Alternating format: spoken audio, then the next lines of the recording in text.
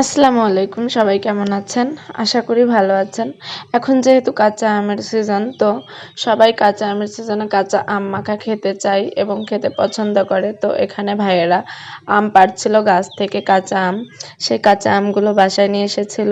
আমি সেই কাঁচা আমগুলো কেটে মাখাচ্ছিলাম। আমগুলো দেখতে খুবই সুন্দর লাগছিল, পাতাসহ আমগুলো। তো আমগুলো আমি প্রথমে ছুলে কেটে নিয়েছি,